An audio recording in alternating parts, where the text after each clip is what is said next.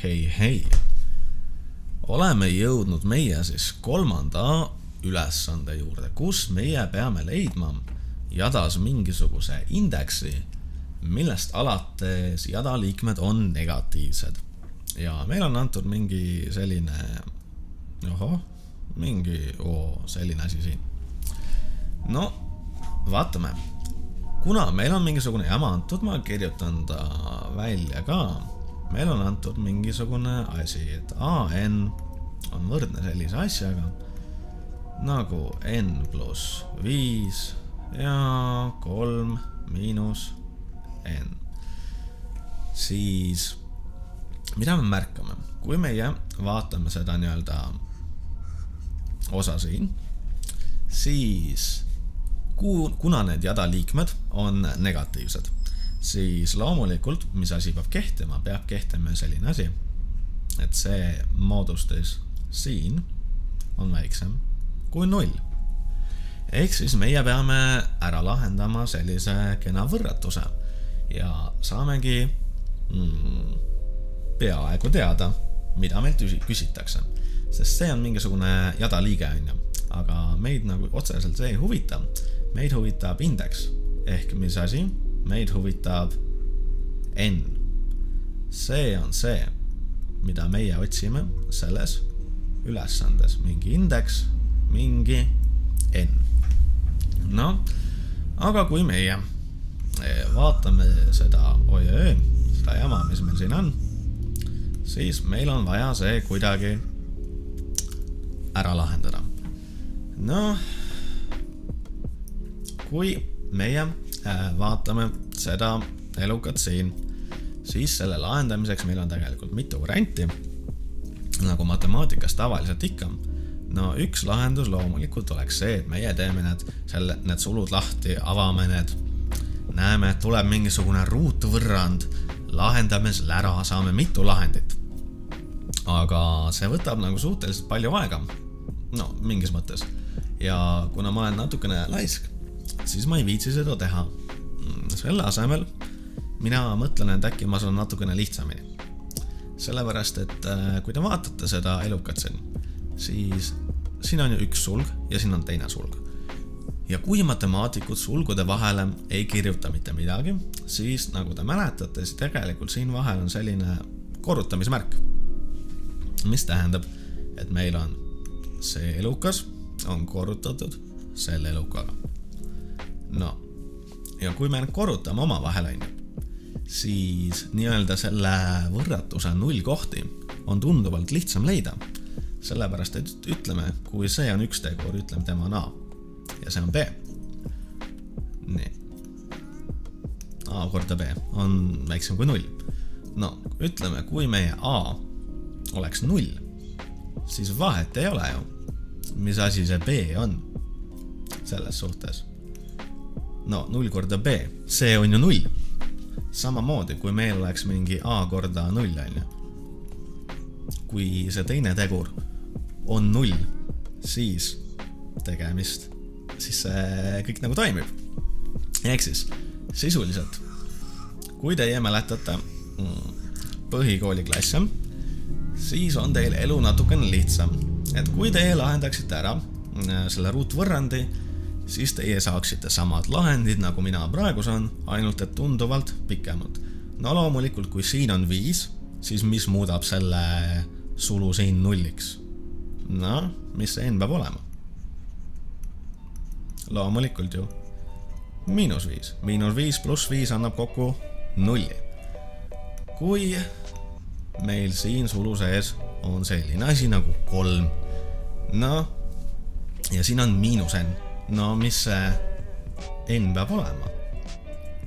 No, N peab loomulikult olema ju 3, sest 3 miinus 3 on tõesti 0.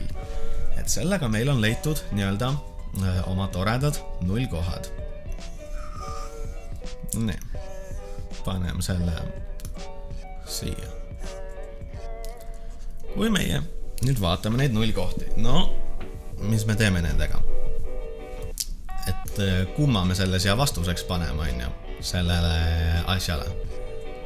Aga äkki meie ei pane mitte kumbagi. et no, mida meilt küsitakse siin sellist asja? Küsitakse sellist asja kõigepealt, et mis see N on? Vaatame seda N1, mis meil siin on. Kas ta üldse sobib? No, kui te olete minu õpetamistega kaasas käinud, siis te peaksite märkama, et see N1 nagu mitte ühtegi pidi ei sobi meile lahendiks. Sellepärast, et need N-id, ehk siis jada mingisugused indeksid, need ongi jada indeksid, on ju. Ehk siis meil on A1 ja jada esimene liige, jada teine liige, jada kolmas liige ja nii edasi, kuni mingi AN-ini välja. Aga see tähendab seda, kuna me räägime jada liigetest, esimene, teine, kolmas ja nii edasi, kõik jada indeksid algavad ühest. Järelikult, kui meie see indeks tahab olla selline asi nagu -5, siis ta ei saa mitte kuidagi olla -5, kuna kõik meie jada indeksid algavad loomulikult ühest. Tema ei sobi meile. Okei, no vaatame edasi. Mis meil siin veel on? Meil on nüüd N2 ja mõned õpilased, kes seda tööd on teinud, ma olen näinud, et nemad vaatavad, et see N2 on nagu 3, on ju. Ja siis rõõmsalt kirjutavadki mulle vastuseks, et mis N2? Kirjutavad N võrdub 3. Ja ütlevad, et see on vastus. Aga see ei ole ju vastus. Näete, vaadake. Kui meil oleks selline asi siin, kui meil ei oleks seda võrratusmärki, kui meil oleks siin võrdus, no siis loomulikult see N oleks meil ju vastus. Aga ta ei ole meil võrdusmärk. Ta on võrdusmärk. Ta peab olema väiksem kui 0. Sellepärast, et kui meie võtame oma lahendiks 3, pistame siia sisse, pistame 3 siia sisse, mis siis juhtub? Siis meie saame sellise tulemuse, et AN on ju 0. Sellepärast, et see asi siin, see muutub 0-iks, mis iganes siin on, korrutame 0-iga, saame 0. Aga meilt ei küsitud seda, et millal on jada liige 0. Meilt küsiti sellist asja, et millal on jada liikmed negatiivsed, ehk siis väiksemad kui 0. No, mis siis juhtub? Siis loomulikult, kui me peame seda jada liiget suurendama, on ju. Kui meie paneme siia 1 juurde, no kustutame ära, kirjutame kohe 4. No, mis siis juhtub? Te näete, et see asi siin läheb negatiivseks. No, siis ei ole mitte 0 enam, vaid mis meil siis tuleb. No, vaatame, arvutame natukene. Võtame mingi A4. Ja no, N on meil siis 4, on ju. 4 + 5, see on mingisugune 9. Ja mis meil siin tuleb?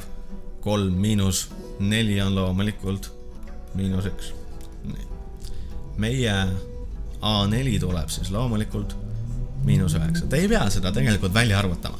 Sellepärast, et te näete, et siia tekib mingisugune positiivne arv. Te näete, et siia tekib mingisugune negatiivne arv. Ja loomulikult te teate, et pluss korda miinus annab meile negatiivse arvu ja seda oli meil vaja arvutada.